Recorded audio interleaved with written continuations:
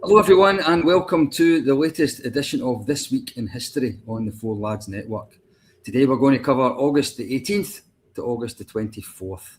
And as always, my sparring partner in crime on these history podcasts from the wonderful Rangers Archives website, Stephen Miller. Stephen, welcome. Yes, thanks Davey. Doing okay today? Yep. Stephen's about to go on holiday, of course, so he's in a good mood anyway. So for those that haven't seen the podcast, and I don't know, I've been doing it for quite a while now, so probably most folk have seen it by now. We're just going to look at the 7 dates coming up in the next week and look back on that date and something that happened in Rangers history.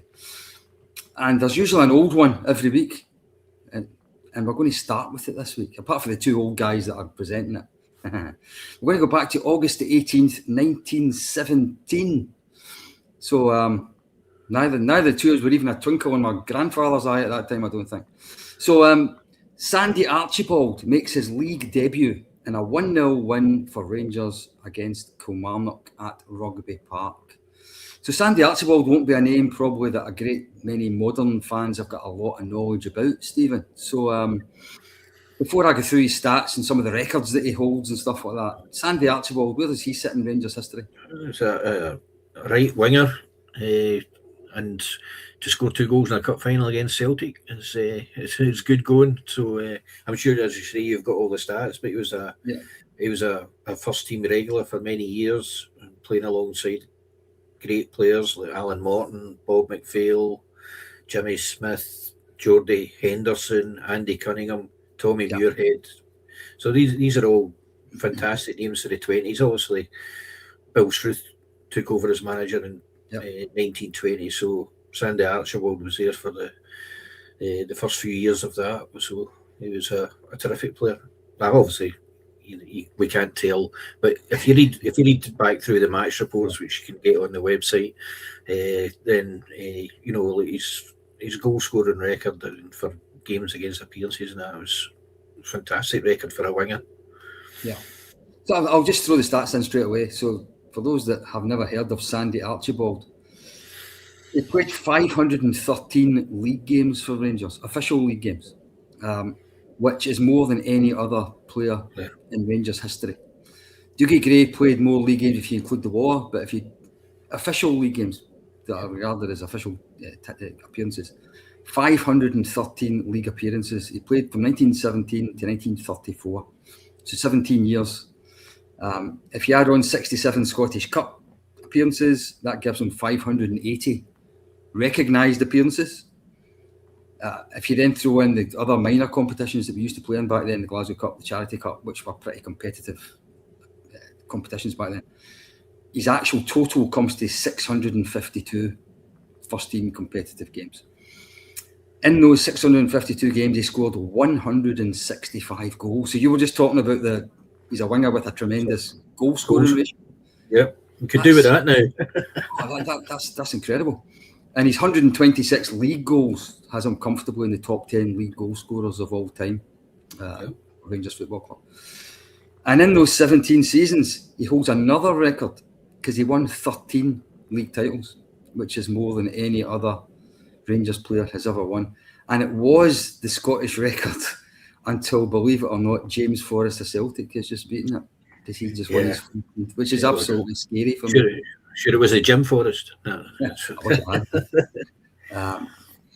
absolutely scary that a proper legendary player like Sandy Archibald now has his record taken off him by a guy who's been a Celtic reserve for about the last 10 years. Yeah. But I always think he was a small winger, and when you see the bladders that they played with in those days, where like you need to give it a good hoof to move it 20 yards. He was what I mean. They never bothered with assists or anything like that back in those days, but you can imagine what his stats would have been like. Him and one wing and Alan Morton on the other. Yeah. So 13 league titles, 3 Scottish Cups. We'll talk specifically about one of the Scottish Cups in a minute or two. 9 Glasgow Cups, 10 Charity Cups, 8 Scotland caps, member of the Club Hall of Fame. So there's very few more decorated players in Rangers history, actually. Yeah, no, it's obviously right up there. But as you say, because it's over 100 years ago now, that then a lot of the young younger generation won't have ever heard of him. And if any player had those kind of stats just now, so social media would be going mental. So, as you mentioned, he was a right winger. From what I can gather, because you're absolutely, there's absolutely no footage. I think if there is any footage, I don't think I've seen it. He was a pacey, direct, fiery. He was always described as right winger. Very, very competitive. Hated losing. And one of my favourite quotes about a Rangers player was actually about Sandy Archibald. Willie Maley, the legendary Celtic manager, who was the manager all the way through Sandy Archibald's Rangers career, had a quote that said, "So long as Sandy Archibald is on the pitch, we can never be sure of victory over Rangers, no matter the score." I think that's a great quote. Great quote, yeah. Fantastic, yeah. Really, really good. And obviously, he must have been held in high esteem by opponents as well as by his teammates. Yeah. So, and he specialised with a goal against Celtic, which obviously helps. So if anybody's going to get remembered as a Rangers great. He scored in 5 different New Year games against them, which tended to be the league game with the biggest attendance in Scotland that season. He scored in 5 of them. And as you mentioned earlier on, in 1928, Rangers played Celtic in the Scottish Cup final. They hadn't won the Scottish Cup for 25 years. There was this hoodoo meant to be over the club. 118,000 people, record attendance at Hampden, Rangers and Celtic. And Rangers won 4-0 after being 0-0 at half-time. And Sandy Archibald scored twice. Yeah, he scored the last 2 goals. I think one of them was a 25-yarder as well. So that would have been something special to see. Just a pity that the British Path movie reel hasn't survived. No, I know. Because I know that there's footage of the 1928 Glasgow Cup final, Rangers Celtic, but it hasn't surfaced if it's lying in somebody's loft or that. That would have been amazing to see. But obviously, Michael John taking a penalty and scoring it early in the second half. Bob McPhail with a tap-in, and then 2 great goals from Sandy Archibald. So I'm just going to stick up his picture just for a wee minute. So that's Sandy Archibald on the left. I think that's probably getting later in his career. I would have thought he's looking as if he's probably in the veteran stage by that time. And, I wonder if that's the training gear for that team. Right? Probably. That's the sports gear back then. And the team picture beside him is that 1928 Scottish Cup winning Rangers team. All in their good jackets and their good suits. It always amazes me when you see them out there and they've all got long, heavy coats on, and it was April, so global warming hadn't started back in the early 20th century. Yeah, that or Mr. Struth insisted that's what they wore to get their picture taken. It looks as though obviously they've come out onto Hampden after the game. So Bob McPhail kneeling down. Sandy Archibald's in the back row with a cigarette. And actually, there's quite a number of old Rangers pictures from the time, and quite often, if it's a team picture like that, not during the game, you see him with a cigarette in his hand. It doesn't bear thinking about now, but like say you've had Alberts who was a smoker and all this kind of thing. So I'm sure there was quite it was a done thing to do for all young men at that time, was to smoke, wasn't it? So he was at Rangers through till the summer of 1934 when he left to become player manager of Raith Rovers. He was a Fifer, so he kind of come back home, if you like, to his own area. And he broke another record as a manager, didn't he? Raith Rovers won the second division title and scored 142 goals in a single league season, which is a British record still. Nobody's ever scored more goals than it. He then moved to Dunfermline as their manager. Then war broke out, and he was going to be the Dunfermline manager at the start of peacetime football again, and unfortunately died at the age of 49 from chronic bronchitis. And when you look at the number of pictures they had with a fag in his hand, and I think it probably explains why. Probably didn't help. But a young age to die, is it? Yeah. So Sandy Archibald, there's a lot of great. I call them number 7s, although he never wore number 7 because there was no numbers back then. But Willie Waddle, Wally Henderson, Alex Scott, Tommy McLean. I always think of these great right wingers. Sandy Archibald must be in the conversation alongside them as the great Rangers right winger. Yeah, I think he must be. I'm sure there was a poem penned about him, or or a song or that they had. I'll need to dig it out for a future episode, but I'm sure I've got it somewhere where and only the good players had wee songs or stories about them, like Alan Morton's favourite one and all this kind of thing, Willie Waddle.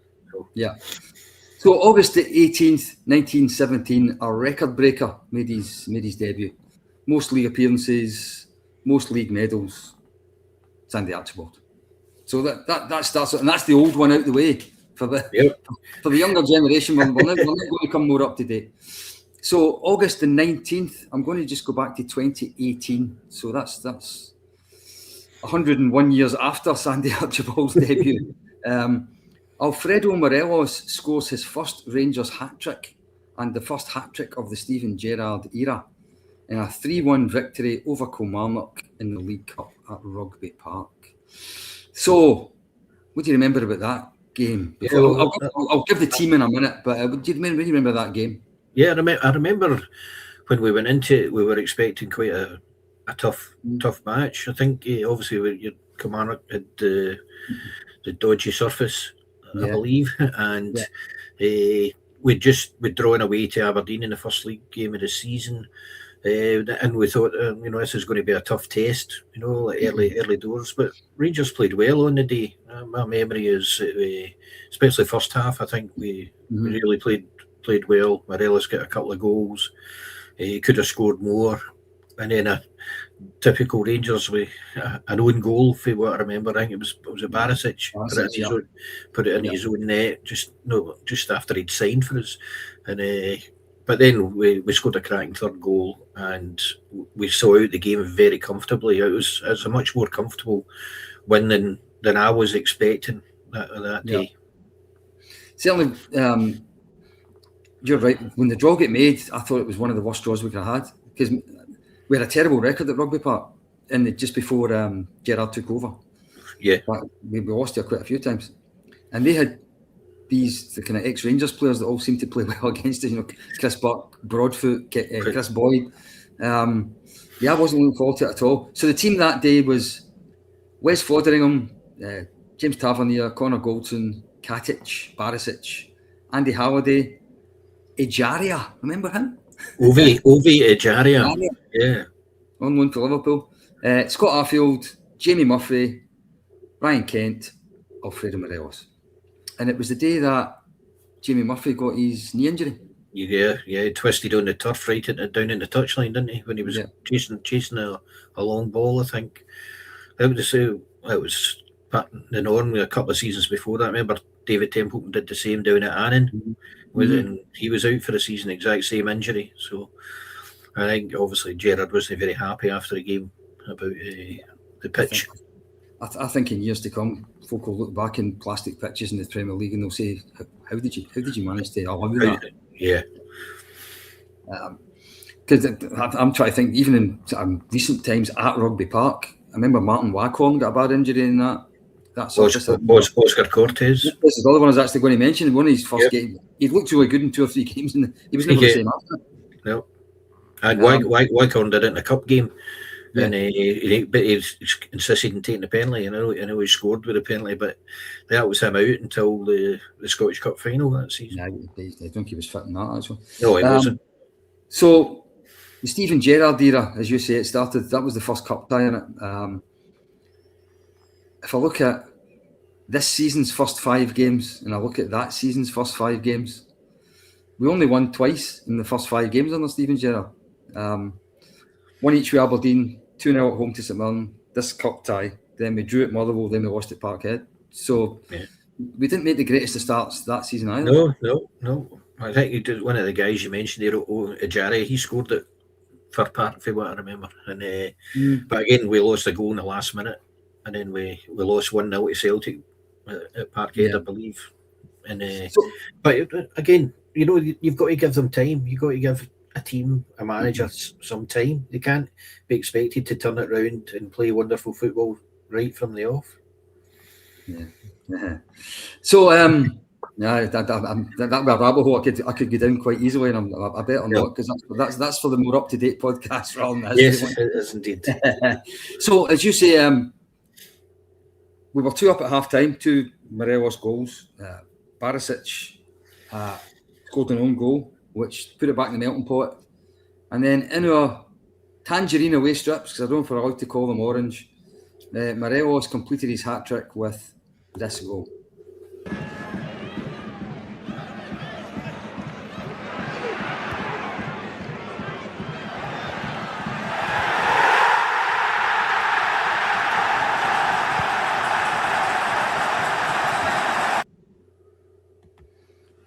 And I was looking up Morelos' numbers. I'm not going to have a big chat about him, but he scored more goals against Kilmarnock than he scored against anybody else. He scored 14 goals against Kilmarnock. Yeah, I remember him scoring 4 against them in the cup tie at Ibrox, didn't he? And that was later that season. So he scored 7 goals and 2 cup ties in one season against them.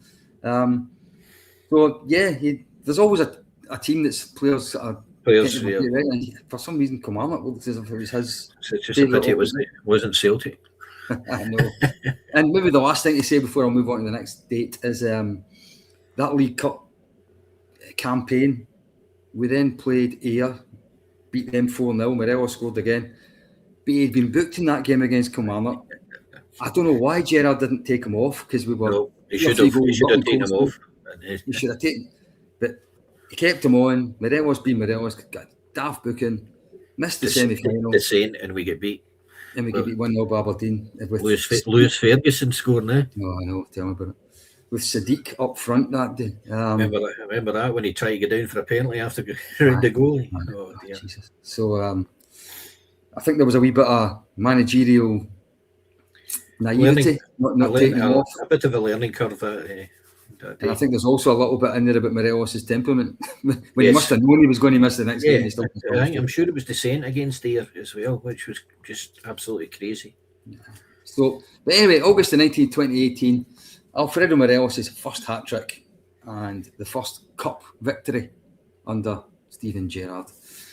It seems a lifetime ago, actually. And it does. It's hard to believe that's 8 years. I know, it's only 8 years. I can remember sitting in the office watching them getting paraded on May the 4th.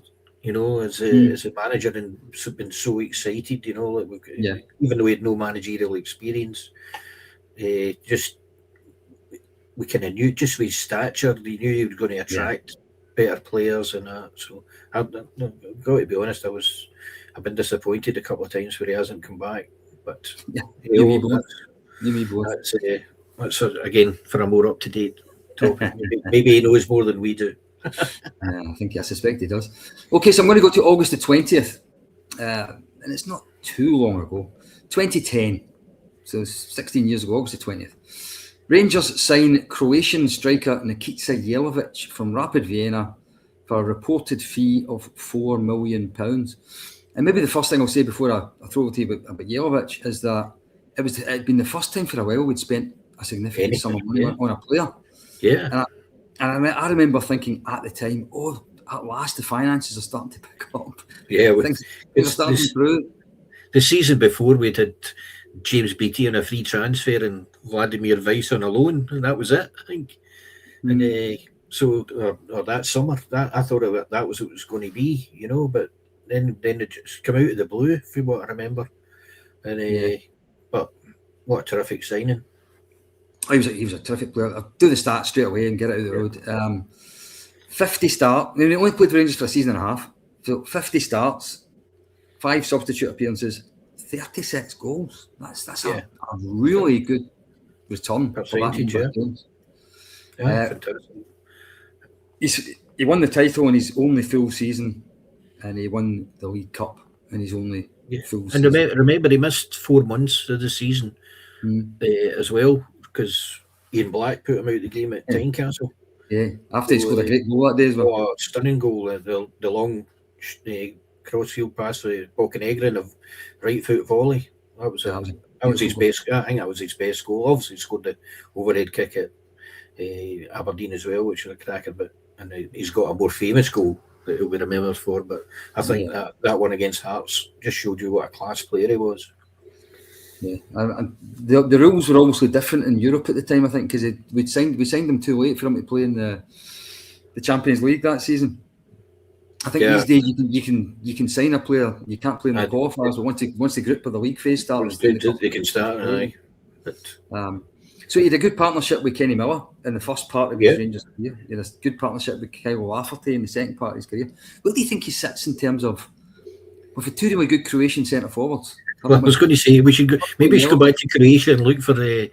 He wasn't a war horse like Big Dado, but he was a more rounded striker. You know, he was good in the air. He had good control. He could link the play well, and he was a good foil. If you want to play with two strikers, he was ideal. I think. You know, so I know he was one of the best foreign players that we had over probably in this century. Yeah. So as you say, there's one goal that he's remembered for more than any other. And if I could just go a wee bit of context, so we reached the League Cup final. It was going to be Walter Smith had already announced by that time that this was going to be his last season. So it's going to be Walter's last Hampden occasion. It's against Neil Lennon's Celtic, who had just cuffed us in the league not that long before it at Parkhead. They were the big favourites for the game. Went to extra time. By the time it went to extra time, we had a couple of injuries in the game. We had a back four nobody would recognise, I'm sure. Whittaker was at centre half. Whittaker was at centre half because Bagheera got injured, didn't he? Yeah. And then somebody you mentioned, Vladimir Weiss, came on as a substitute in extra time, and he set up this goal. And has been given the free kick. The assistant referee saw something again. It's taken quickly, and Jelavic looking to pounce on it. Yes, it's gone in. But Nikita Jelavic has put Rangers back in front in the League Cup final. Quick thinking. Yeah. Was that brief moment you thought it wasn't getting in? Oh well, the Hampden Post did as well that day because the first goal was scored. Steve Davis shot hit off the inside of the same post and went to the other side. So I thought Big Fraser Forster went down in instalments for that first goal. But it was a great goal. No, I was in the front row of the main stand that day, and when the ball, I was sure the ball had come back out. I couldn't believe that it spun back in. So the spinning it was kind of strange because it did seem to come out the way and go back in the way again, didn't it? Yeah, just one of these things. It was meant to be. Meant to be, absolutely. So that was Walter's last Hampden, and obviously he then won his final title on the last day at Rugby Park, and Jelavic scored again that day. Yeah, that's right. Yeah, he's got a great free kick early in the second half. And he set up one of the goals early in the game. Won the third one for Lafferty with a great pass, first time pass. So he definitely contributed well. And he was out when Celtic knocked us out of the cup. Just before the month before the cup final, and he was still out injured at that time. And we definitely missed him then. So he was only there for another half a season. He scored another game against Celtic at Ibrox. 2-1 down. We beat them 4-2. 4-2. He scored equaliser that day, I think, didn't he? Yeah. But then come January, with the state the finances were in, and the fact that we had an owner who I don't even want to mention his name. Nope. Decided to sell him in January to Everton. Everton went to, yeah. And I always felt as if the fee we got for him was ridiculously low. It was just a case of getting any money in, wasn't it? And then we tried back Grant Holt to replace him for Norwich, and it fell through. And we tried to sign, was it Kuzan back? Kuzan, that's right. Yeah, and he was in the stand for the game at Dunfermline, I think it was. Right. And then 2 days later, no, we can't afford you on a free. I know. So away he went in January 2012, just a month before. You know what happened. Yep. And my wee funny story, the last goal he scored for Rangers were at Perth. He scored a couple of goals again, a game against St Johnstone. We won 2-1. And I was on holiday. I watched it in the Ibrox Bar, Tenerife, and there was a guy in it who had just got a Jelavic tattoo. I remember him telling me about it. I remember coming back my holidays and finding he was getting sold. And geez, that guy just got a tattoo. Right. Did he score against Arbroath in his last game? Was it the cup game? Was I know that just a day before he scored, he left or something like that? Maybe it's no. Maybe I remember him scoring the 2 goals at St Johnstone. I thought he'd played at Arbroath for some reason. Don't know.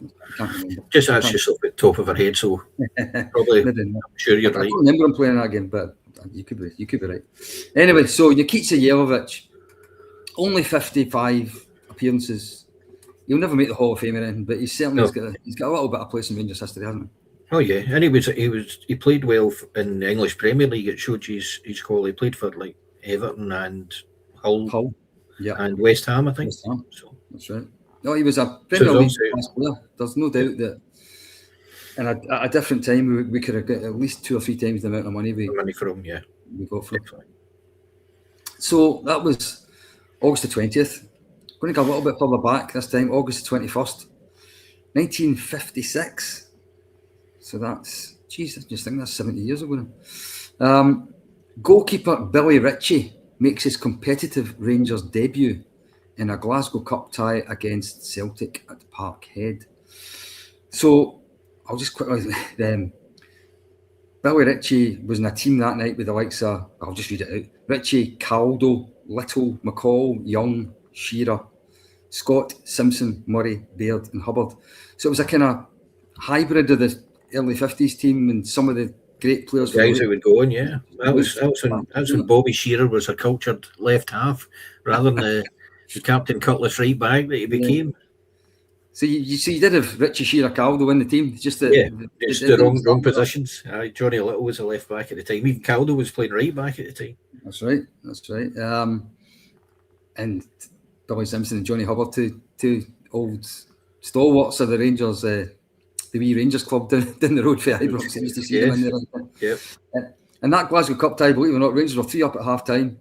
Celtic pulled it back to 3 each. Then Johnny Hubbard scored a late winner, and we beat them 4-3. So it sounds like a hell of a game, to be honest. Yeah, well, the match report at the time said it was the best Old Firm game since the war, and how thrilling it was. That Rangers were amazing in the first half. Celtic did well to get it back, and then, as you say, and Rangers were virtually playing with 10 men at the time because Sammy Baird got injured and he was hobbling out in the left wing. Obviously there was no substitutes back in those days, so him did he get injured, whether you pulled your hamstring or you did your ACL, you were just out in the left wing. So he went to the left wing, and just after that Hubbard ran through and scored. So Billy Ritchie stayed at Rangers until 1960, right at the end of 1967, right at the very end of the year. 340 games, 3 league titles, 4 Scottish Cups, 3 League Cups, and the first Rangers goalkeeper to play in a European final in 1961. He was Fiorentina in the Cup Winners' Cup. And a member of the Hall of Fame. Replaced George Niven as the Rangers goalkeeper. Is it fair to say he's maybe not remembered as a great Rangers goalkeeper, but he's remembered as the Rangers goalkeeper in a great Rangers team? Yeah, well, I think that would probably be fair. You know, he was small for a goalkeeper, wasn't he? He wasn't the tallest, and but I think he was the best at the time.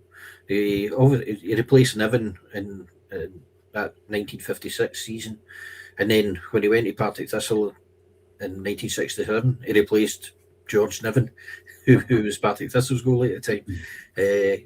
So in between, obviously, you know, as you say, he played in one of Rangers' best ever sides. So a lot of people from that era will say it was the best ever Rangers team from the early 60s, and he was the first choice. So throughout all these seasons, so he must have done all right. Don't really remember him too much. He didn't really play 66, 67. He lost his place to Norrie Martin that season. Yeah. So I don't really remember him because my memory when I was from the season before. I went to a few games, I've been told, but I don't really remember. Rangers goalies didn't have much to do back when the forwards were so good, you know. So But He wasn't a flamboyant, but if you see, there's plenty of footage in that about. But I always think it's dead funny. Obviously, there must have been the rule at the time was the goalie had to get rid of the ball as quickly as possible, because you see, catching a cross and there's about 10 players all round about him, and he's just running, shoving about the road and just kicking it as hard as he could. So as I say, he was the first goalkeeper in a European final. Going by my old bedtime reading, Rangers the New Era, probably his best performance for Rangers came in at Wolves. At Wolves, in the semi-final. The Wolverhampton Town song, the game that's about. Apparently, he was the best Rangers player that night, and he defied a couple of great saves. He had a great save from Ron Fellows, was it? Ron Flowers. Yeah. And he had a great save from that, but obviously in the midst of time. But it was all over the paper, so the next couple of days how great it was. There's footage of him when we beat Borussia Mönchengladbach 11-0 on aggregate, and I've got footage of him saving a penalty in Borussia or in Gladbach or whatever it's called. So so he was all right, and as you say, he was the goalkeeper in so many iconic Rangers moments. So like the famous 1963 Scottish Cup final win over Celtic, the famous 1964 Scottish Cup treble win against Dundee. He was the guy in all the pictures celebrating it, wasn't he? And the 66 Kai Hansen Cup final as well. Correct, so I had a quick look.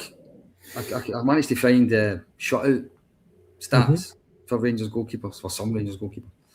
120 clean sheets, which was 35.3% of his competitive games, which is slightly better than George Niven, slightly worse than Bobby Brown and Peter McCloy. So I don't know whether that tells you very much, because I think football was more attacking then, there was more goals in it. So it was, and other teams had better strikers, so there was a lot of good teams around at the time. I mean, you think about it, Hearts and Dundee, Kilmarnock all won the league. All round about that, the time the Rangers' best ever side. Yeah.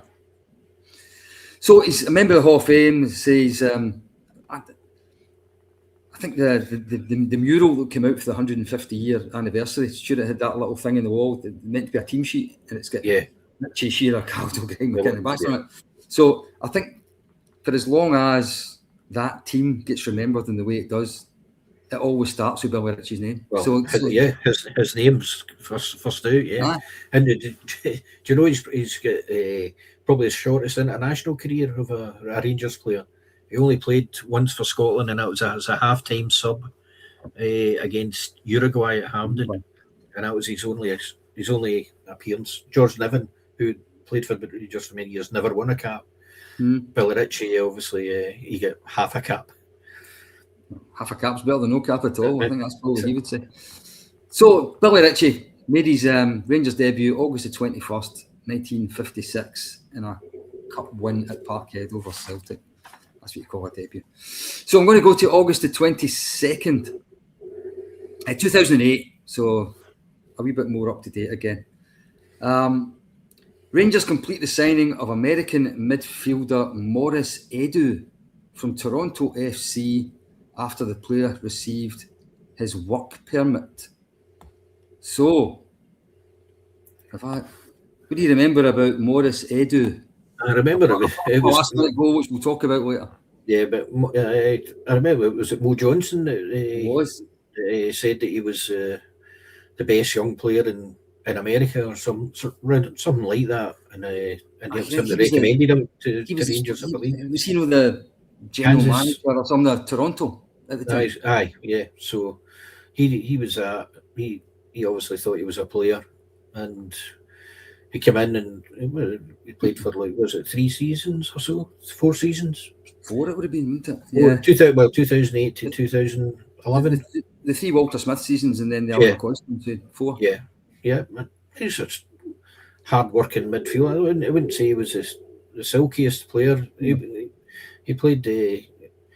Sometimes he looked as though he couldn't pass the ball 5 yards, and other times he could hit a 30-yarder into the net. So it was just. But it was against Motherwell now. It's a cracker. Yeah. So his stats read 125 games, 11 goals, 3 league titles, 2 league cups. Yeah, he did well in the trophy collection. So, but played for Walter, didn't he? Yeah, he was a kind of Walter Smith player, wasn't he? In the kind of, more he got around the park. He was fit. But as I say, he wasn't the most silky in my eyes.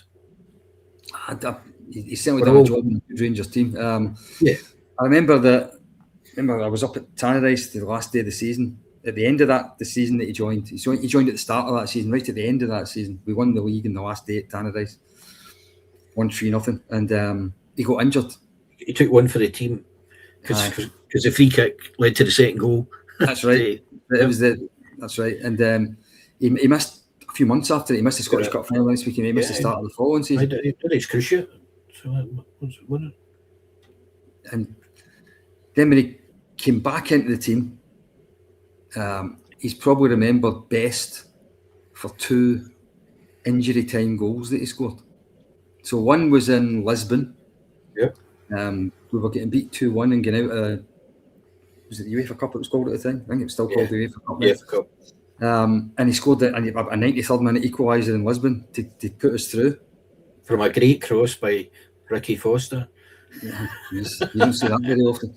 And but there's no doubt, even though that injury time goal was celebrated wildly, there was one other injury time goal he scored that was celebrated even more wildly. So the 28th of February 2010, Rangers were top of the league. Celtic came to Ibrox. It was 0-0 after 92 minutes, 92 minutes, when this... Kevin Thompson's corner. It's Bagheera! Borat stops it! Boyd! Edu has put it in! Morris Edu! Right at the end!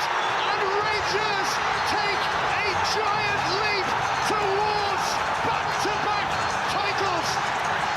The definitive better late than never goal from Morris Edu! Yeah, I think we've just seen the goal that's won a championship.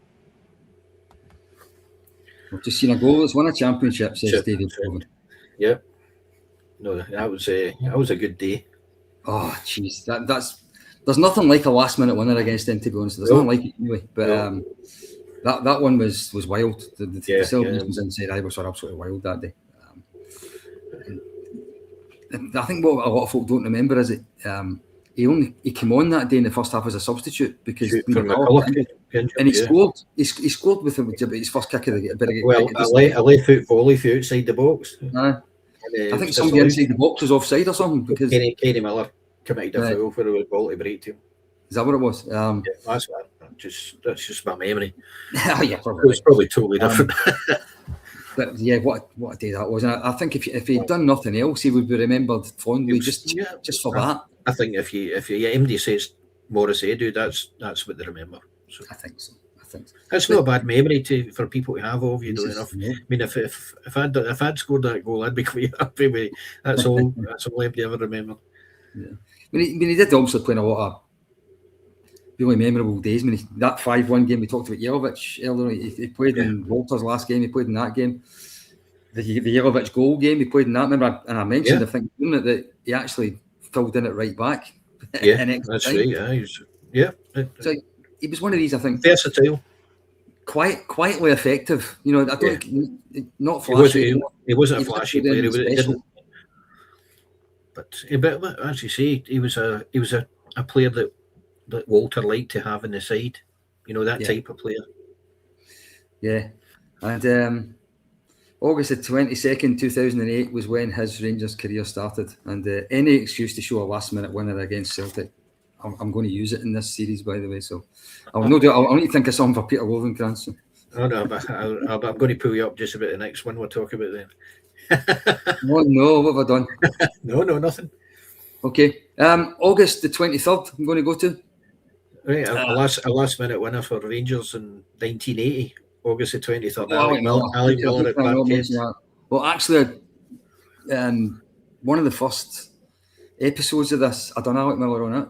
Right. So, oh well, that's fair enough. But that was my first victory at Yeah, Parkhead. of course, I should have said that. I should have said So, that. no, there's plenty to go around. We'll get to it next year. I can still do that game, maybe. Anyway, August the 23rd, we're going to move to the 1990. So, just over a quarter of a century ago, my God.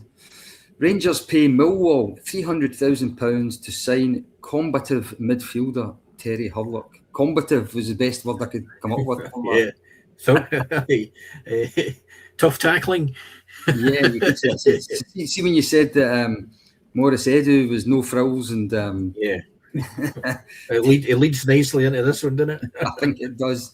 Terry Hurlock, so only spent one season at Rangers. He was only there for that one season 1990-91. Graham Souness's last season in charge. So his stats the numbers are very small because he only played one season. 35 games, 2 goals. Although in those 35 games, he won 1 league title and he won the League Cup.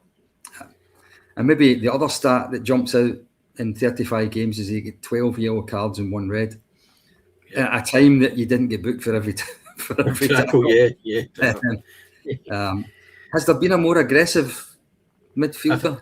I think Souness obviously thought he was coming to the end of his own playing career, and he was looking for somebody to fill that gap, as they say. And he thought, well, I think Hurlock had given him a couple of hard times down in England with whoever he played with at the time, Millwall, I think it was. Yeah, Millwall. And so he thought, he would be ideal for Scottish football. Dear God. Imagine if he was playing now, VAR would have a field day. I don't think we need VAR, to be honest with you. If you look back at some of the highlights of some of the games from that season, virtually every game he's getting a real earwigging from the referee after about 5 minutes. I think he always liked to let the opposition know that he was about. I think I think if you were being talking about the positives for him, an aggressive, hard tackling, no prisoners, ball winner in midfield is always something that a successful Scottish team, and not always, but a lot of the time, a successful Scottish team has needed a player like that in there for those round about him to actually see more of the ball and do more with it. I think Ian Ferguson was ill at the time, wasn't he? He remember I think he got an illness, a virus that floored him for a long time. And I think obviously, as soon as would have liked him in there, but he was out for virtually the whole of that season. So Hurlock was a ready-made replacement for that type of player, But he was very combative, and then he liked to pass. He could pass a good winger. But to be fair, that in those 35 games, he became really popular with the Rangers support. Listen, if you give your all, you try hard, you don't shirk, then you're going to be loved by the support. That's all they're looking for, and he gave it in every game. It wasn't like he just did it the first to start with, and his debut for Rangers was the week after he signed. And I missed the game. It was because my son was born that night. My son was born at 6:15, and I thought, will I be able to get to the game until we played Kilmarnock in the League Cup at Ibrox? Yeah. And I decided maybe discretion was a better part of it. It wasn't a game anyway. Don't worry. No. Maurice Johnson scored a rebound near the a rebound from Hurlock's shot. Yeah. So. There you go. That was what I remember. Hurlock and his debut is what I remember, because that's how I remember when my son's birthday is. So, speaking of, you talked about his first game. His first goal for Rangers came in his first Old Firm game, which is another good way of introducing yourself to the Rangers support, isn't it? Absolutely, yeah. So Celtic came to Ibrox in the first league game of that season and took the lead, and were 1-0 up when Terry decided to step forward and score his first Rangers goal. It's back with Goth. Stephen chests it down to Hurlock. Yes! The equaliser for Rangers. Terry Hurlock's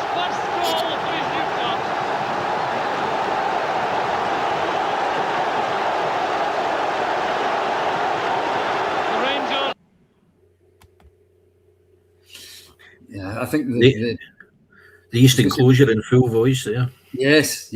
I was in the Copeland Road up the top of that. That's where my season ticket was in 1990. I think he almost got the other goals against Hearts, I think. But when it comes to the Celtic games, I think he was an important cog in the wheel against Celtic that season. Yeah. And if you look at the results, we then played them in the League Cup final, which we won. You played, yeah. Jagoff, first time as captain, he scored the winner. We then played them, I think it was the following week at Parkhead, and we beat them 2-1 again. And I'll say he set up the winner for McCoist with a clean ball winning tackle on Steve Fulton. I'm not going to put any video evidence up in case I'm wrong though. The Scottish Badgio, yeah. I think it might have been given as a foul nowadays, I'm afraid. It might have been, but it wasn't 1990 though, so it wasn't. Yeah, and he played a really good through pass to McCoist after Badgio was lying in the ground, you know. So.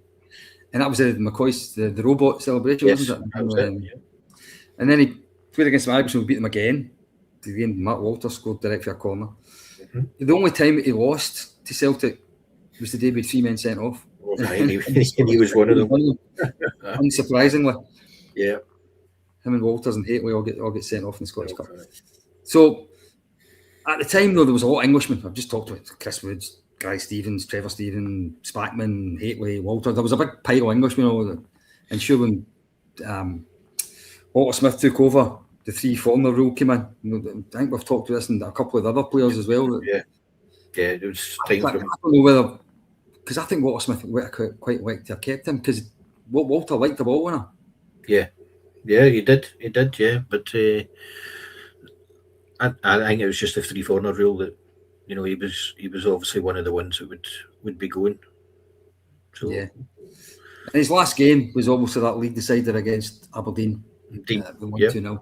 And he ended up at left back. I was going to say, he more than played his part that day, but the injuries he had, he ended up as an emergency left back, and Aberdeen didn't score, put it that way, so he done his job. Yeah. So no, he played in some big games and never let us down. So absolutely, I think the last thing I'll say about Terry Hurlock was I always got the impression he was a guy who thought it was a bit of a privilege to play for Rangers. I also thought he felt as if, what am I doing? It's such a wonderful club as this. I'm going to really appreciate it while I'm here. He never said anything bad about Rangers after he left. He only had a question mark over the Scottish referees. Don't know where he got that idea. I have no idea. Did English referees no book him as well? No, he was fine with him. Anyway, Terry Hurlock joined Rangers August the 23rd, 1990. So the last date, August 24th, we're only going to go back 4 years, and this feels so much longer ago than just 4 years ago. Rangers reach the Champions League group stage for the first time in 12 years with a superb 1-0 win away to PSV Eindhoven. So the start of Giovanni van Bronckhorst's first and last full season, if you like. He didn't make it to the end of that season. We had just been to Seville. A few new faces. You know, Bassi had left. Haribo had left. Morelos still wasn't playing by then. I think he was still injured for the season before, wasn't he? We brought in a few new faces. Had to go through the qualifiers in the Champions League because we hadn't won the league. And PSV were a tough draw in the playoffs. Drew 2 each at Ibrox. And then it was a great night. It was a great celebration anyway. It was a great result, you know. And obviously it was a good goal by Chola. Good play by Tillman, if I remember. Mm-hmm. But looking back, do we wish he had scored it? I was going to get to that later on, actually. Yeah. So that's my abiding memory of that goal. And obviously that was that tremendous picture that Rangers put on of everybody in the dressing room after it. Because obviously it was the first time back in the Champions League. Group stages since 2010. So it was a fantastic achievement, but what was to come was I know a bit disappointing. So PSV had Ruud van Nistelrooy was the manager. Cody Gakpo played for them. Was He was their playing De star. Jong, Veerman, who was linked to us 2 or 3 times over the years, wasn't he? So our team: McLaughlin, Tavernier, Goldson, Sands, Barisic, Lundstrom, Kamara, Tillman, Lawrence, Kent, Cholak. James Sands played centre half. I must have that had passed me by till I looked this up. He played centre half in a few of the Champions League group games, if you want to remember as well. So, yeah, exactly. So, I remember Tom Lawrence hit the bar with a cracking shot just no long before we scored the goal, and I thought when it hit the bar, I was like, oh gosh, that'll be our one chance, because they'd missed a few chances in the first half, to be honest. I think Gakpo had missed a couple of ones that he normally scored, but you've got to expect that when you go away. Like see, PSV were a good side. I think they proved that against us the year after. Yeah, but well, the goal came after an hour. I think it's fair to say if we had conceded this goal, we were off our heads. But this was the goal that sent us into the Champions. Passing around at the back. You never seen Peter McLeod doing this? No, he probably couldn't anyway. But anyway, this is the goal that took us to the Champions League group stage. Benitez, Ramalho is under pressure here. Ramalho. Yeah, and I always remember within a couple of days the Rangers chairman saying, the Champions League's not that much money. Don't expect we're going to earn too much. I think I was expecting us to get out and sign 4 or 5 players after that. Yeah, well, we needed them. So, but as it was proven, shown, unfortunately. So, the 2 of the players that were involved in that goal had just arrived that summer, and the 2 of them only played that one season. Yeah. I like Cholak as a player. I thought Tillman had a terrific season for us, but he's since proved that he's a real good player. Yeah. So between them, Cholak and Tillman scored 30 goals that season. Cholak got 18 in only 27 starts. Tillman got 12 goals from attacking midfield position. But as you say, the group stage that we eventually went to, by the time we had played only a couple of games in it, we were wishing we hadn't qualified, weren't we? Yeah. Please stop. I think the Liverpool game at Ibrox has got to be one of the most numbing experiences ever. I remember leaving Ibrox that night after that, thinking that Van Bronckhorst will do well to survive to survive it, because we had already fell a bit behind Celtic in the league. Well, remember we lost 4-0 to Celtic and then lost 4-0 to Ajax. 2 4-0 defeats in 4 days is your cards are marked at that time. I mean, you're talking. This was 3 months after Seville. I know. I mean, obviously, there's still people who will say that Rangers got rid of Giovanni Van Bronckhorst too early. It might be true, it might not, but it's always easier with hindsight, But if you go back to that time, and if you went back to look on social media, it's just everyone was wanting them out just by our poor form. We ended up, we lost to St Johnstone and then drew with St Mirren. I think that was the final straw, wasn't it? Yeah. And the last thing I'm going to say about this particular team, the team that played that night, 2 of them were on loan, so I'm not going to include them. So Sands was on loan from New York. Tillman was on loan for Bayern. So, but see if the nine permanently signed players in that team, we only got money for 3 of them. 6 of them left for free. Which I think tells you how bad we've been in recent years about this player trading model that we've always talked about. Everyone, it always sounded good, didn't it? Yeah, so McLaughlin left freedom of contract, Tavernier left under freedom of contract, Barisic left under freedom of contract, so did Lundstrom, so did Lawrence, so did Kent. Yeah, if Morelos had been fit, he'd have been playing that night, and you'd had another one. Exactly, yeah. So we weren't too keen in selling when at their maximum value. But again, some support are like, I've got to be honest, if you go nowadays and somebody offers 25 million for Chermiti, I don't think you can turn that down. No matter, and everyone's going, let's get another season, and now look what's happened. So, but I think we definitely 3 or 4 of the players we should have sold for money.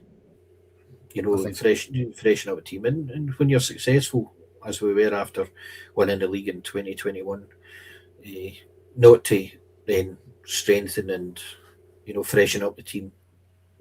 We've lived to regret it, I'm afraid. Yeah. So anyway, August the 24th, 2022, though, was a night that we really enjoyed. Oh, yeah. Yeah. It's no... Well, we've had a couple of good results in PSV Eindhoven over the years, and certainly that was one. Yeah. We've beat them at 78 and 99 in Eindhoven, so we've done not too bad against them. First team ever to beat them in their own stadium in European football. That's right. So that takes us to the end of another week in Rangers history. Oh. How was it for you, Stephen? Very quick. So, but no, it was really good. Really, it's a lot of interesting subjects there, and some good. I like the old ones. You know, I think it's great for the younger generation to listen to tales of Billy Ritchie, Sandy Archibald, just terrific players from our past.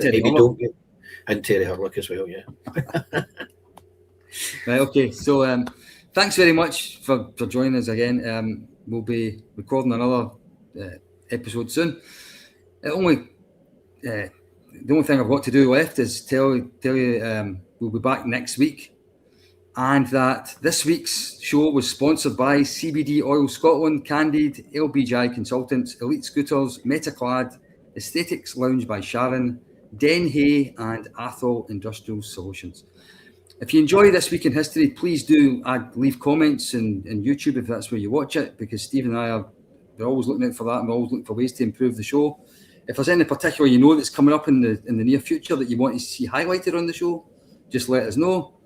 And if you have any bit of footage or anything like this that you would like us to add into the show, I've got a fairly large library of footage, so anything that I can dig out, whether it be an interview or whatever, matches, documentaries, anything that you've seen that you say, oh, I've not seen that for a while, it would be good we can add it to the show, and me and Davey will talk nonsense about it.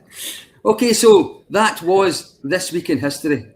Till the next time, from Stephen, from myself, bye for now. Cheers.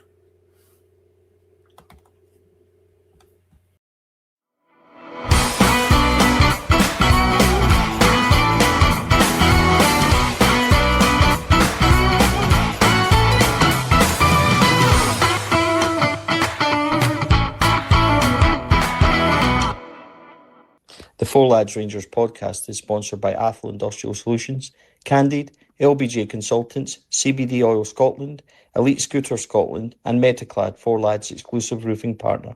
The Aesthetics Lounge by Sharon, Denhay, the quintessential British bacon.